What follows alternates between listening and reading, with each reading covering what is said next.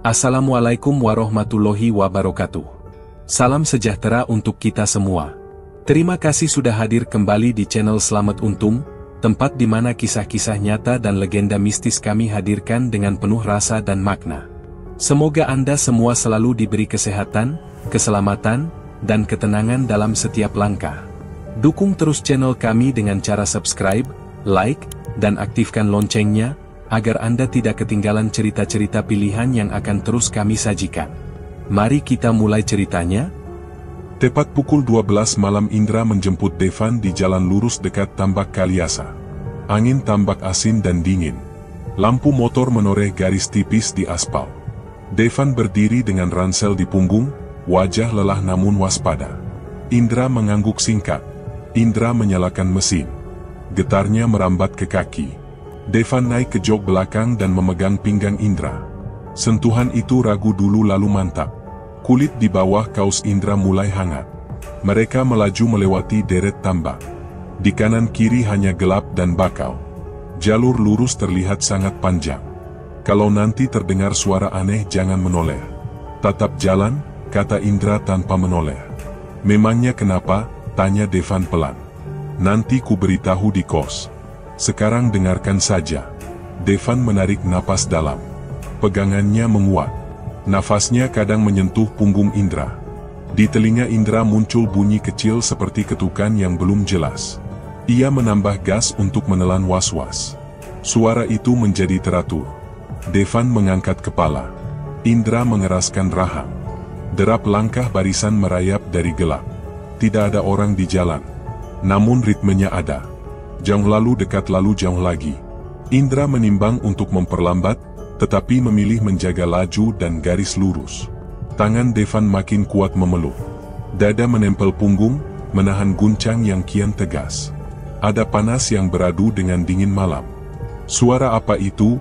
Devan berbisik. Jangan menoleh. Tatap jalan. Indra, aku ingin lihat. Jangan. Tolong. Tatap jalan. Peganganku terlalu kuat ya. Tidak. Jangan lepaskan. Aku takut. Aku ada di sini. Devan diam, tetapi tubuhnya condong. Ia memiringkan kepala beberapa derajat.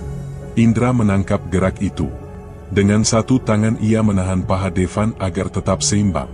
Sentuhan singkat membuat keduanya kaku. Mesin meraung ketika Indra menurunkan gigi.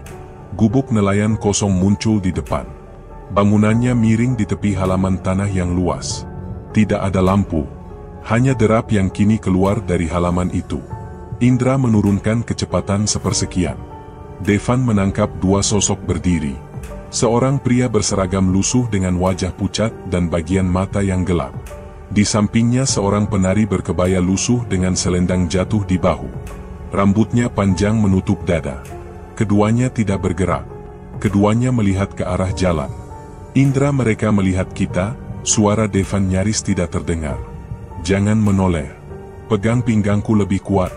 Kalau mereka mendekat bagaimana? Kita tetap lurus.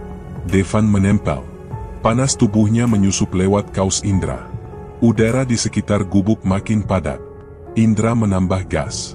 Motor melewati halaman. Derap langkah menempel beberapa detik lalu memudar. Devan menahan napas.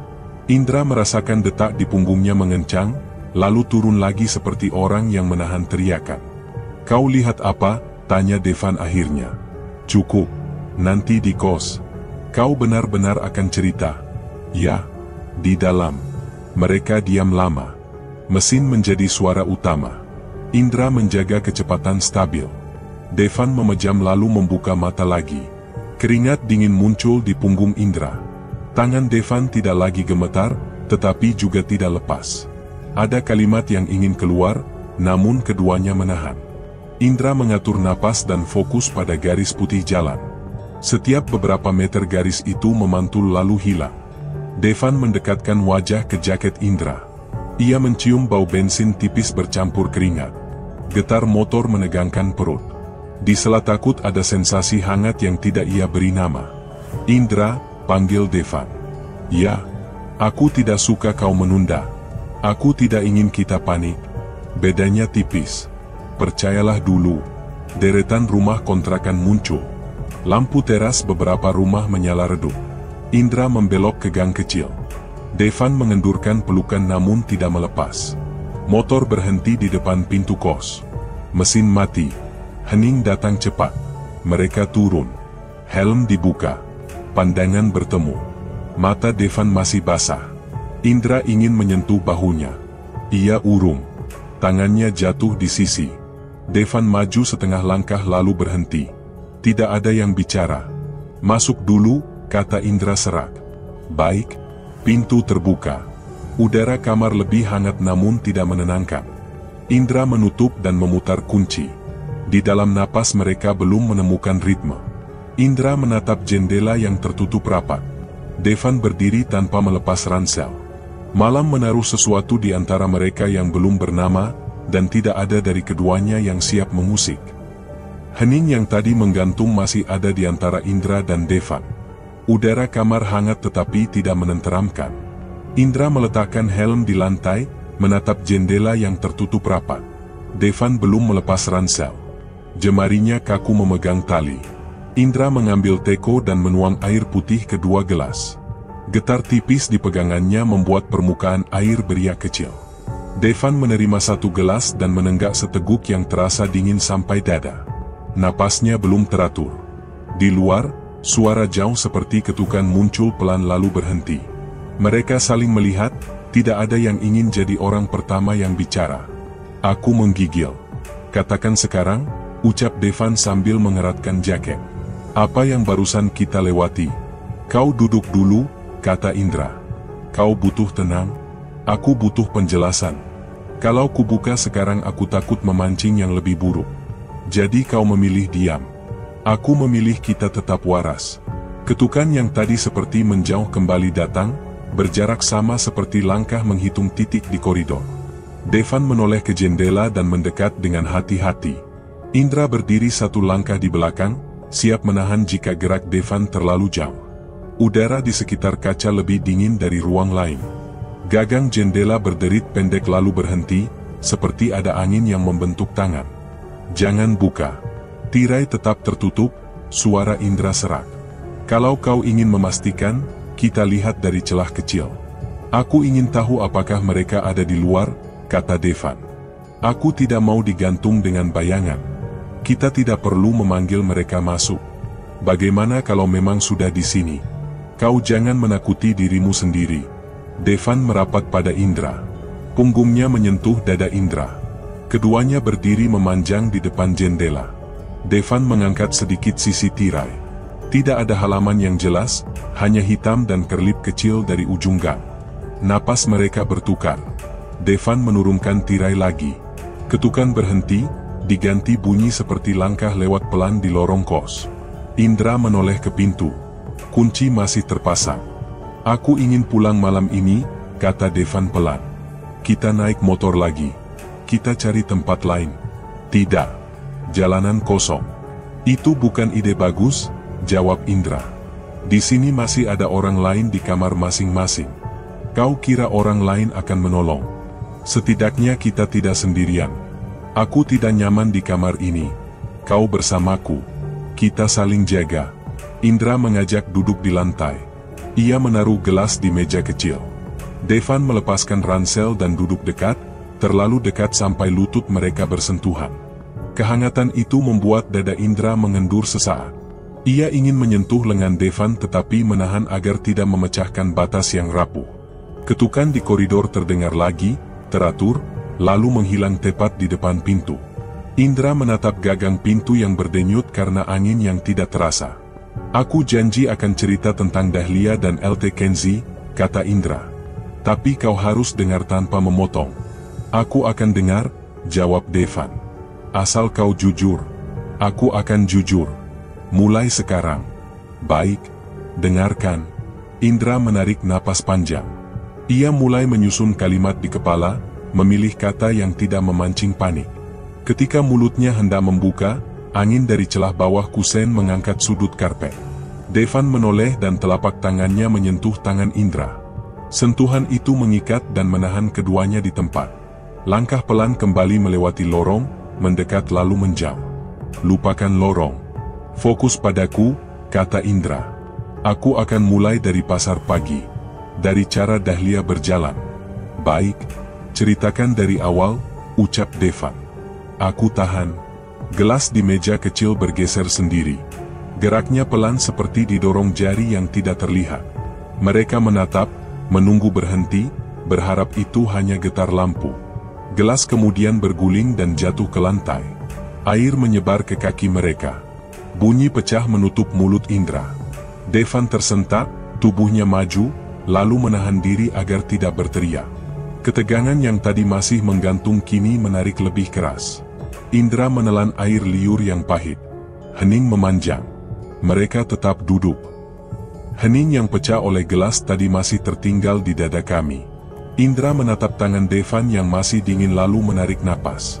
Ia memutuskan bercerita, dan suaranya membawa kami mundur ke Karangwungu pada tahun 43, saat tambak muda dan gubuk nelayan belum rapuh. Pagi itu Dahlia berjalan di tepi tambak dengan keranjang kecil. Geraknya tenang, matanya waspada. LT Kenzi berdiri tidak jauh, mengawasi perahu yang baru merapat. Ia melihat Dahlia, lalu menunduk. Pertemuan pertama tidak butuh kata, hanya jeda yang terlalu lama untuk diabaikan. Jarak di antara mereka terasa dekat meski belum ada langkah yang dipindah. Jangan terlalu sering ke sini, bisik seorang tetangga pada Dahlia. Patroli lewat setiap jam. Aku paham, jawab Dahlia. Aku hanya lewat. Kenzi mendekat saat orang itu pergi. Ia mengucap salam seadanya. Tangan Dahlia menahan keranjang agar tidak jatuh. Mata mereka bertemu dan berhenti. Keduanya berdiri terlalu lama untuk orang yang mengaku tidak saling menunggu. Malam berikutnya, mereka tanpa janji tiba di gubuk nelayan kosong. Kenzi datang duluan. Dahlia masuk pelan. Jarak yang tadi ditahan tumbuh menjadi keberanian untuk lebih dekat. Bahu bersentuh kain. Nafas mereka lambat, menekan dada dan membuat waktu terasa meluas. Kenzi menahan diri agar tidak kasar. Dahlia mengatur posisi agar tetap sopan. Di sela diam, kulit bertemu kulit melalui kain tipis yang tidak sepenuhnya menolak. Kau pulang sekarang, kata Kenzi pelan. Warga bisa curiga. Sebentar lagi, kata Dahlia. Aku ingin mengingat suaramu. Kita harus hati-hati. Aku tahu. Cemburu dan marah disimpan Heriman sejak lama. Ia sering melihat Dahlia di pasar. Setiap kali Dahlia tersenyum pada pembeli, ia merasa hatinya dipotong. Ia menampung amarah itu di balik pujian palsu, lalu menekan rasa ingin tahu yang makin menyakiti. Ia mendengar kabar tentang perwira muda yang tenang, lalu mulai menguntit tanpa malu. Di lain sisi Lurah Darji mengingatkan warga agar tidak memperluas fitnah. Ia menemui kepala keluarga dan meminta mereka menjaga mulut dan anak-anak.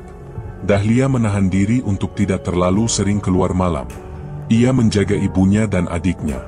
Ia menimbang setiap langkah dari rumah ke gubuk. Martabatnya ia pegang seperti barang rapuh yang bisa jatuh jika salah pegang. Namun rasa dekat dengan Kenzi tumbuh seperti pagi yang datang tanpa minta izin. Mereka belajar memberi tanda yang aman. Batu kecil di ambang. Tidak ada tulisan. Tidak ada janji panjang. Hanya kedatangan yang konsisten. Kau pernah menyesal? Tanya Kenzi pada suatu senja. Aku ingin semuanya lebih mudah, jawab Dahlia. Tapi aku tidak menyesal. Aku tidak ingin kau terluka. Aku juga tidak ingin kau hilang. Kenzi berada di persimpangan yang tidak bisa ia hindari. Atasan menekan agar garis patroli lebih ketat, tetapi ia mulai mengatur jadwal agar tidak menabrak waktu gubuk. Ia masih perwira, namun di gubuk ia ingin jadi manusia yang duduk setara. Keputusan itu membuka celah yang bisa masuk dari arah mana saja. Pada suatu malam angin tambak membawa suara langkah yang lebih dari satu. Dahlia menegakkan kepala. Kenzi mematikan lampu senter kecil yang diselipkan di saku. Mereka menahan napas. Dari kejauhan terdengar orang tertawa pendek lalu sunyi lagi.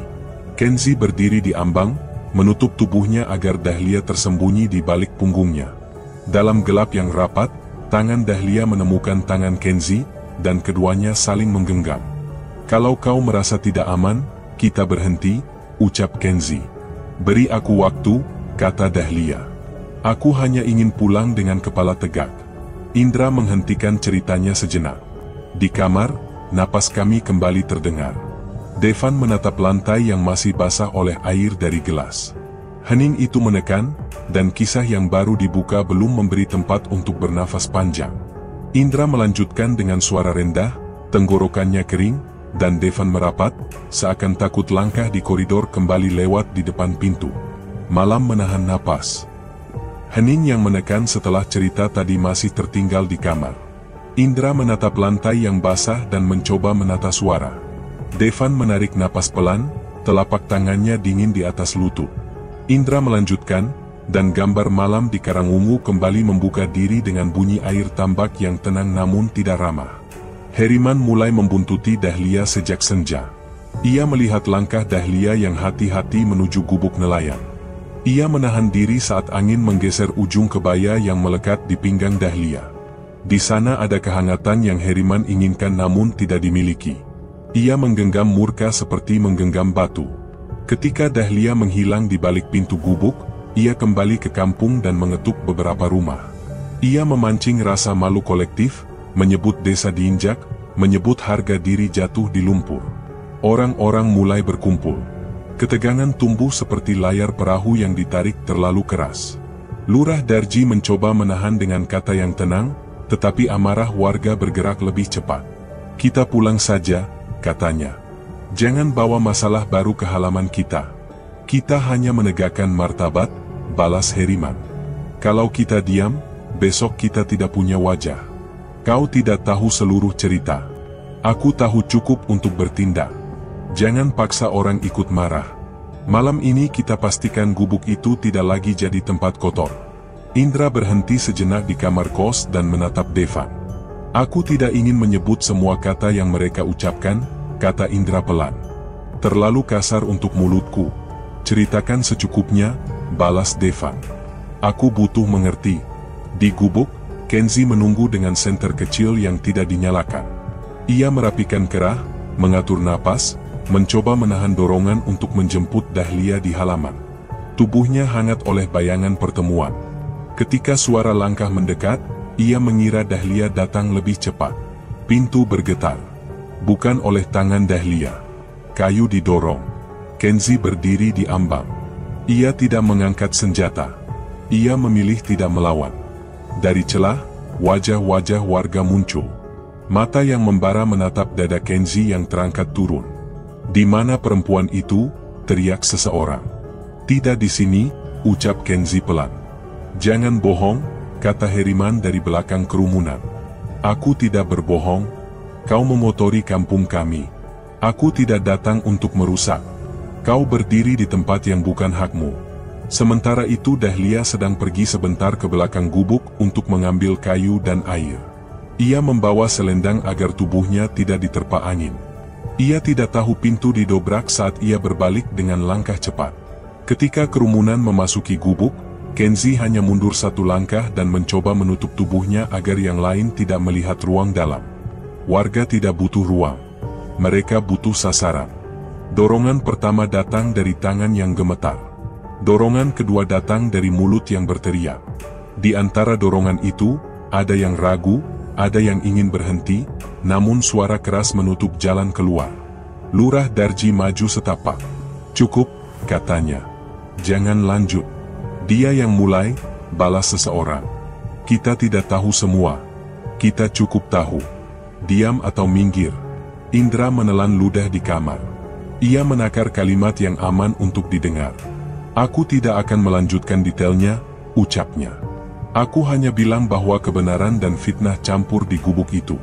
"Apakah ada yang mencoba menahan mereka?" tanya Devan. "Ada, tetapi suara mereka kecil." "Lalu bagaimana Dahlia?" "Dia tidak di sana saat pintu pecah." Di halaman, langkah Dahlia berhenti karena mendengar teriakan. Ia memeluk selendang. Ia merasa lantai di bawah telapak kakinya goyah. Ia ingin masuk, tetapi punggung manusia menutup pintu. Teriakan saling menindih. Nama-nama yang tidak seharusnya diucapkan melayang di udara. Di sisi lain Kenzi berdiri di antara benda dan manusia. Ia tidak menangkis, ia tidak memukul.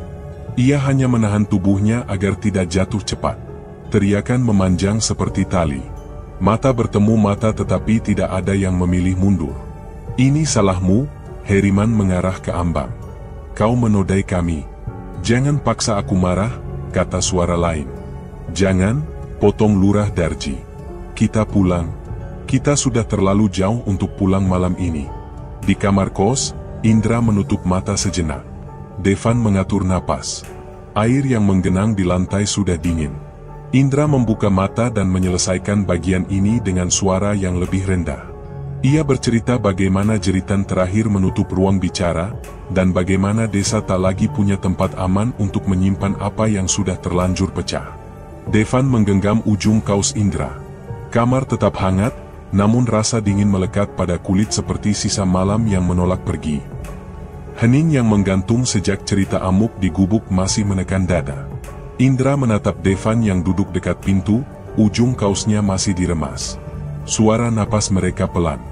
Indra melanjutkan, dan malam di Karangwungu bergerak lagi dari ingatan yang pahit. Kabar jatuhnya LT Kenzi menyulut amarah serdadu. Pos ronda kecil di tepi tambak dijaga lebih rapat. Para perwira memanggil Lurah Darji ke balai. Wajah Lurah tegam, keringat di pelipisnya tidak juga kering. Ia duduk di kursi kayu yang keras, menahan suara agar tidak pecah, sementara sorot mata serdadu menuntut cepat. Perintah dan keselamatan warga beradu di kepalanya, membuatnya sulit bernapas. Kami minta pelaku diserahkan, kata seorang perwira. Malam ini juga. Kami akan mencari, jawab Lurah Darji. Mohon beri waktu. Tidak ada waktu. Harga diri kami diinjak. Jika kalian menyisir rumah warga, desa ini pecah. Jangan ajari kami bekerja. Malam itu beberapa serdadu berkeliling di gang-gang sempit. Lampu minyak di beranda rumah dinaikkan cahayanya oleh tangan yang gemetar. Pintu-pintu ditutup sebelum ketukan datang. Anak kecil ditarik masuk. Ibu-ibu menahan air mata, menempelkan telapak ke mulut agar tidak bersuara. Di rumah Dahlia, ibunya baru saja menyiapkan air hangat. Dahlia membenarkan selendang di bahu, berusaha terlihat tenang, tetapi dadanya naik turun tidak beraturan. Kau tetap di dalam, bisik ibunya. Jangan buka pintu. Aku tidak akan lari, Mak, kata Dahlia. Aku hanya ingin semuanya berhenti. Kalau mereka datang, kau diam. Aku akan diam. Ketukan keras memecah rumah. Pintu dibuka dengan paksa. Dua serdadu berdiri, di belakangnya bayangan lelaki kampung yang ikut menunduk namun tidak mundur. Lurah Darji menyusul dengan langkah berat, mencoba berdiri di antara. Tatapannya meminta belas kasih, tetapi perintah sudah jatuh dari mulut yang lebih keras. Tangan yang kasar menarik lengan Dahlia. Ia terseret pelan, lalu ikut berjalan sendiri agar ibunya tidak jatuh. Rambutnya menyentuh pipi. Wangi minyak rambutnya samar. Ada panas pendek di kulit saat jari serdadu menekan siku. Jangan kasar, ucap Lurah Darji. Dia perempuan kampung ini. Dia bagian dari persoalan, sahut seorang serdadu. Biar aku dampingi, kata Lurah. Kau ikut kalau mau, tapi jangan menghalangi. Mereka membawa Dahlia ke gubuk nelayan. Jalanan sepi. Angin tambak berat di dada. Dahlia menahan langkah agar tidak terseret. Ada getar halus di lututnya, namun punggungnya tetap tegak. Ia menunduk saat melewati pagar bambu kecil, lalu menatap lurus ke halaman gubuk. Lampu senter menebar cahaya tajam di tanah. Suara malam menyingkir dari tempat itu. Warga yang kemarin paling keras kini tidak berani jalan terlalu dekat. Mereka berdiri dalam jarak aman, menatap dari balik bahu orang lain. Di antara mereka ada yang dulu ikut mendorong pintu, sekarang menutup wajah dengan tangan. Ada yang tidak sempat datang semalam, kini menyesal karena diam. Jurang kecil terbuka di antara tetangga. Tatapan mata tidak lagi ramah. Sapaan besok pagi sudah terasa hambar, bahkan sebelum matahari terbit. Di dalam gubuk, tidak ada saksi yang mau bicara. Pintu menutup, suara orang memerintah, lalu hening yang panjang. Lurah Darji berdiri di luar. Ia menahan diri untuk tidak berteriak. Ia paham ada batas yang bisa mematahkan leher jika diterjang.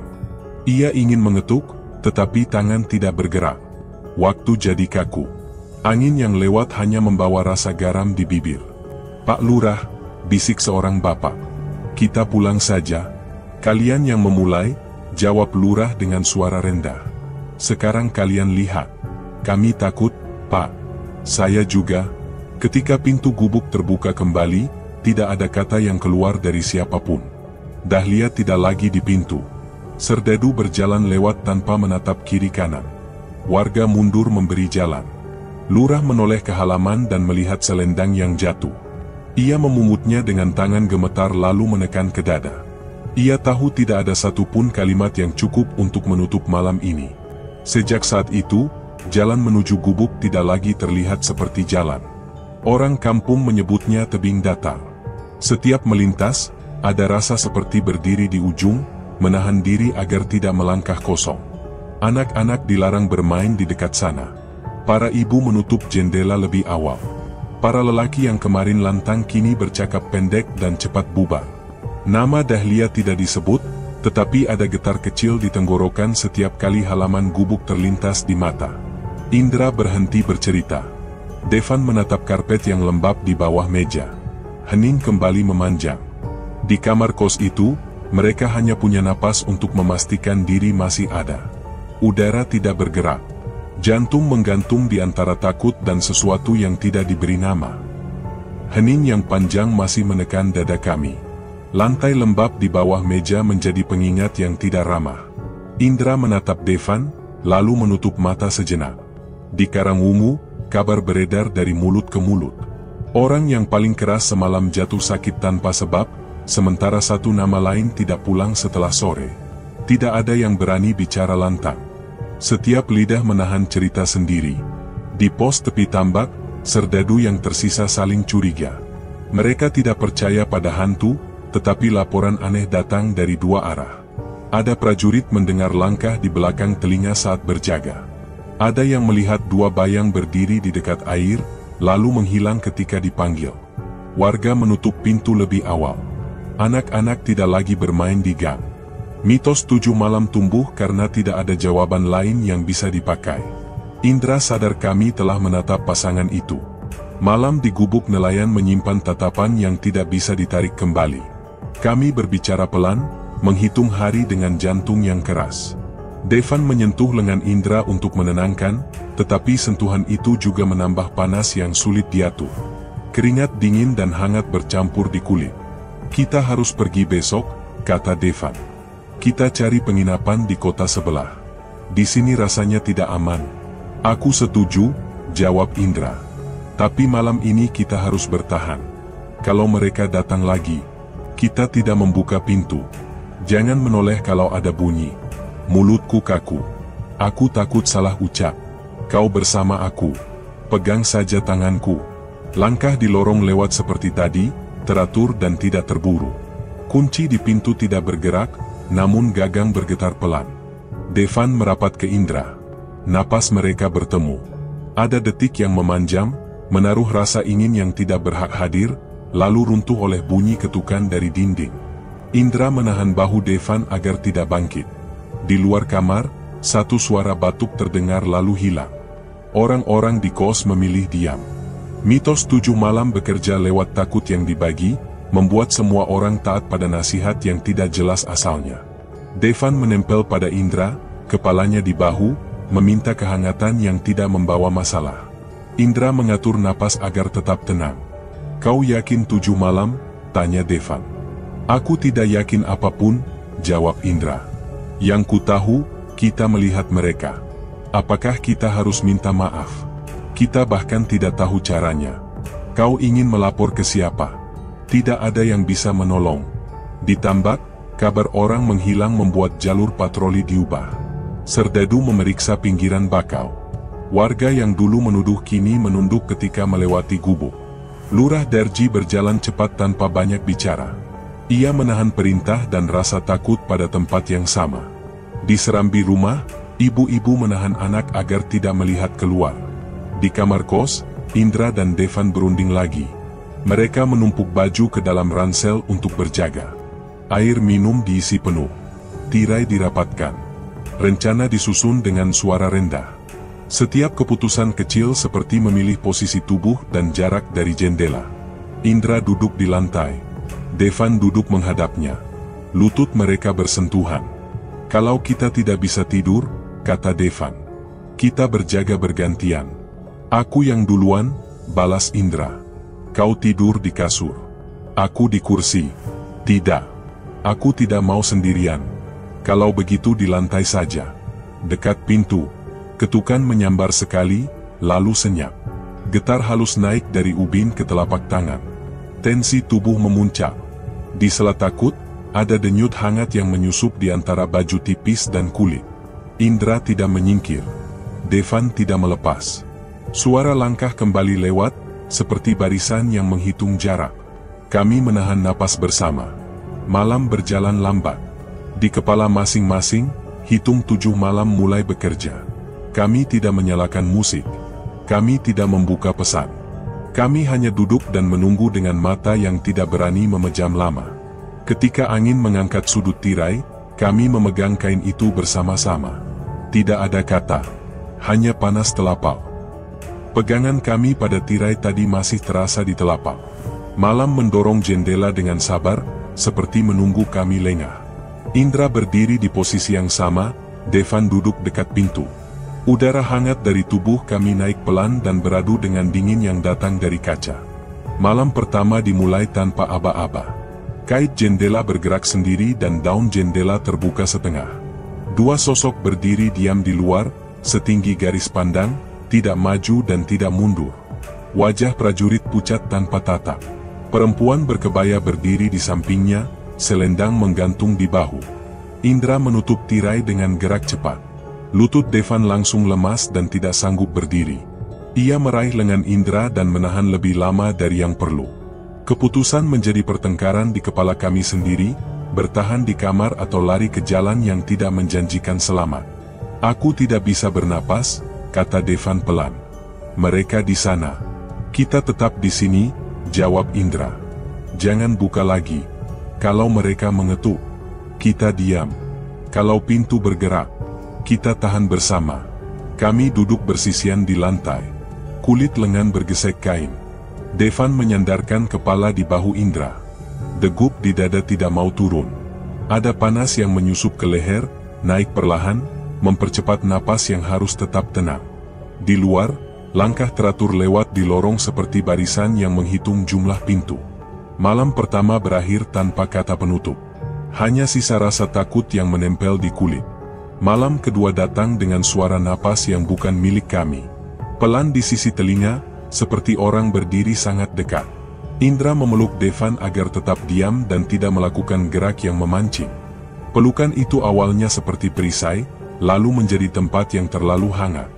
Jari Devan menekan punggung Indra, mencari ritme yang bisa dipercaya, namun ritme itu justru mengacaukan jarak aman.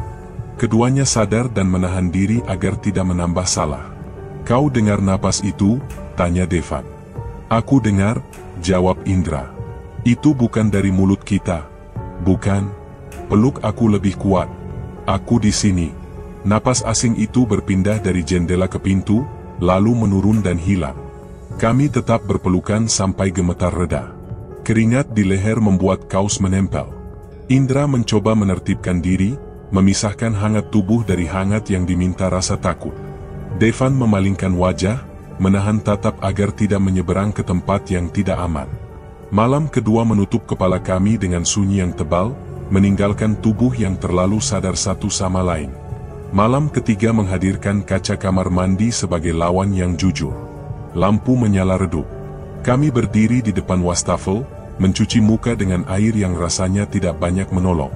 Saat kami mengangkat kepala, kaca memantulkan 2 sosok di belakang. Mereka tampak jelas dan tidak terburu. Devan memegang sisi wastafel agar tidak jatuh. Indra menoleh cepat dan bayang itu tidak pergi. Pilihan menatap satu sama lain atau menuduh satu sama lain sebagai sumber bayangan membuat mulut kami kaku. Kau lihat itu juga? Tanya Devan. Ya, jawab Indra. Jangan bilang ini ulahku. Aku tidak menuduhmu. Mengapa mereka terlihat di kaca? Aku tidak tahu. Indra mencoba mencari bantuan. Ia menekan beberapa nomor telepon. Tidak ada yang terhubung. Sinyal muncul lalu hilang. Panggilan terputus setelah dering pertama. Opsi pertolongan luar jatuh satu persatu. Devan kembali ke ruang depan dengan langkah kecil. Ia duduk dan menutup wajah dengan tangan. Indra duduk di sebelahnya dan menunggu. Kami berdua hanya menahan napas panjang yang terasa sia-sia. Indra, ucap Devan. Kita kembali ke gubuk. Kita minta maaf. Tidak, kata Indra. Kita tidak akan ke sana malam ini. Kalau tidak sekarang, kapan? Kita tidak tahu apa yang harus diucap. Kita ucapkan saja maaf. Aku tidak akan membawa kita ke tempat itu. Devan menatap Indra dengan mata basah. Indra balas menatap, menolak turun dari keputusan. Keinginan untuk segera selesai bertabrakan dengan keinginan untuk bertahan. Di luar, lorong kembali dilalui langkah yang tenang. Di dalam kamar, jarak kami terasa semakin dekat sekaligus semakin sulit. Jendela tetap tertutup. Tirai tidak bergerak. Malam ketiga dibiarkan menggantung di antara dada yang panas dan kepala yang ingin dingin. Kami menunggu tanpa kesepakatan yang bulat. Pegangan kami pada keputusan yang belum bulat masih terasa di dada. Malam bergerak lagi tanpa suara. Ketika Indra menoleh ke kursi, ada selendang terlipat rapi yang tidak pernah kami punya. Kainnya halus, ujungnya sedikit kusut seperti baru dilepas dari bahu. Wangi rambut yang baru disisir memenuhi kamar, tipis tetapi jelas, membuat kulit tangan menghangat. Devan maju setapak dan menyentuhnya dengan dua jari. Indra menahan pergelangan tangannya dan menarik pelan. Devan menatap dengan kesal. Keduanya sama-sama menahan suara. Pertengkaran kecil itu tumbuh dari kalimat pendek, lalu berubah jadi diam yang panjang. Jangan dipegang, kata Indra akhirnya. Itu bukan milik kita. Kalau kita kembalikan, sahut Devan. Mungkin mereka tenang. Kita tidak tahu harus meletakkannya di mana. Di jendela saja. Kau jangan memancing. Aku tidak tahan menunggu. Malam keempat menaruh wangi itu di bantal kami. Devan memeluk lutut dan duduk dekat pintu. Indra duduk di lantai dan menyandarkan punggung di ranjang. Jarak mereka pendek tetapi terasa penuh. Kain selendang itu tetap di kursi. Setiap angin masuk dari celah, ujungnya bergerak sedikit, seperti memanggil tangan yang tadi sempat menyentuh. Devan menahan diri dengan rahang tegang. Indra menatap kain itu tanpa berkedip terlalu lama, lalu memalingkan wajah karena lehernya terasa panas. Lewat tengah malam, Devan mulai berjalan dalam tidur. Kakinya melangkah ke arah pintu dengan mata setengah terbuka.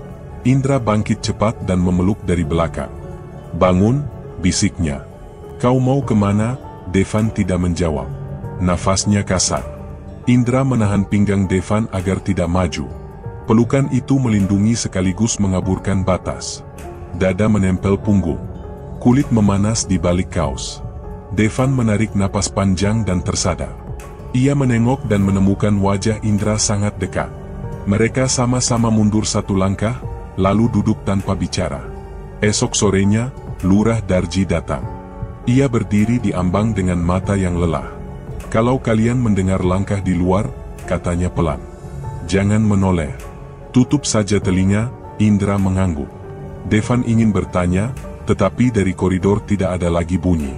Langkah yang sedari tadi bolak-balik berhenti total saat Lurah muncul, seperti menahan permainan. Lurah menatap jendela, lalu berpamitan singkat. Ketika ia hilang di ujung gang, suara langkah lewat lagi, pelan, teratur, membuat bulu lengan merinding. Malam kelima, Devan kembali mengigau. Indra mempertimbangkan untuk mengunci pergelangan dengan kain agar aman, lalu mengurungkan niat karena takut melukai. Aku tidak akan lari, kata Devan sebelum tidur. Kalau aku berdiri, peluk aku, Indra mengangguk. Saat kaki Devan bergerak, Indra menahan dengan kedua lengan.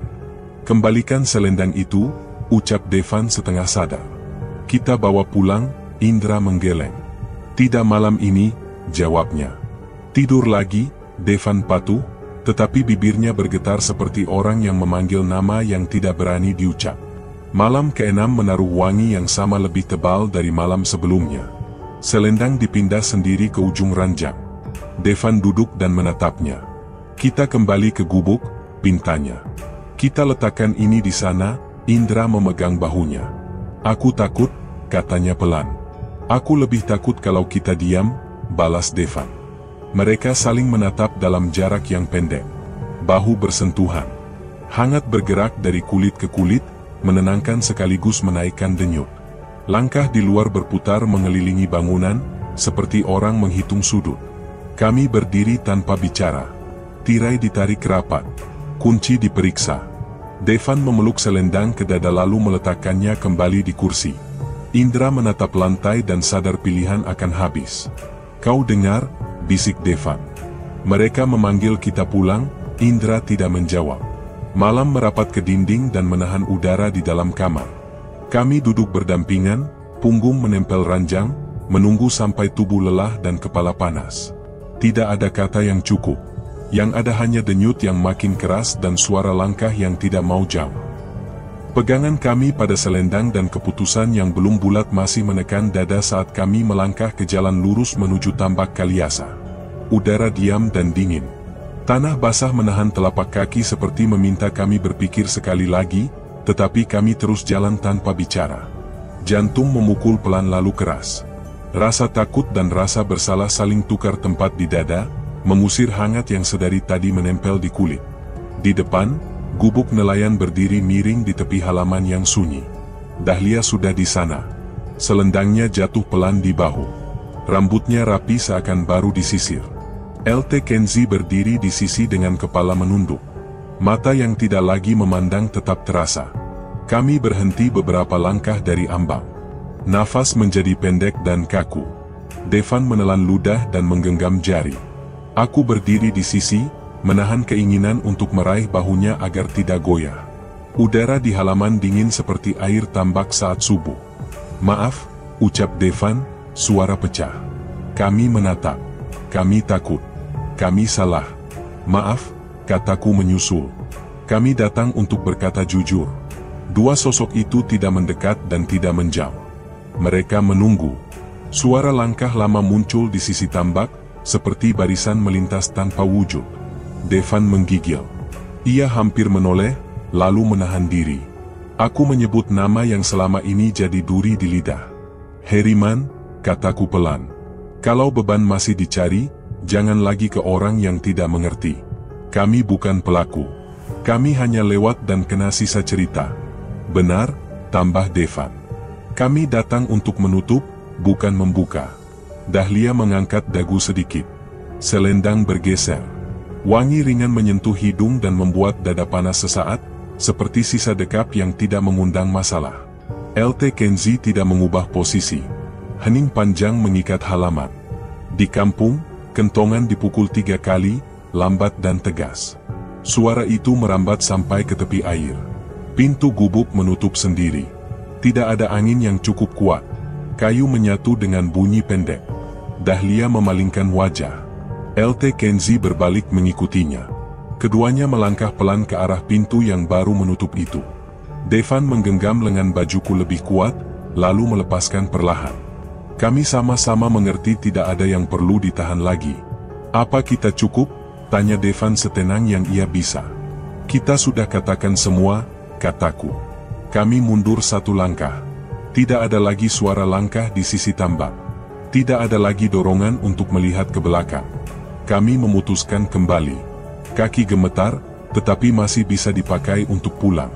Di ujung jalan lurus, gang kecil menuju kos menunggu tanpa menakuti. Dada kami masih panas dan dingin berganti. Namun beban yang menekan leher turun sedikit, cukup untuk bernapas yang utuh. Sejak malam itu, jalan menuju gubuk kembali jadi jalan. Orang kampung melintas dengan langkah pelan dan mata lurus ke depan. Lurah Darji menyalakan lampu kecil di tepi tambak dan berdiri sebentar sebelum pulang. Selendang tidak lagi muncul di kursi, tetapi wangi rambut yang halus sesekali masih datang pada malam tertentu, lalu hilang sebelum subuh. Kami tidak menyebut nama mereka, namun setiap lewat tempat itu kami menyimpan diam yang sama.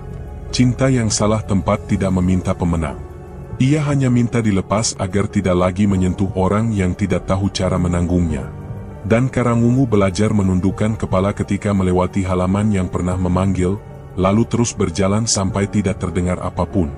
Terima kasih sudah menyimak kisah ini sampai akhir. Jika ada yang mengguncang hati, biarkan itu jadi pengingat, kita tak selalu butuh jawaban, tapi kita selalu butuh saling menjaga. Dukunganmu berarti, untuk kami melanjutkan cerita, untukmu melanjutkan langkah dengan hati yang lebih tenang. Sampai jumpa di kisah berikutnya. Wassalamualaikum warahmatullahi wabarakatuh.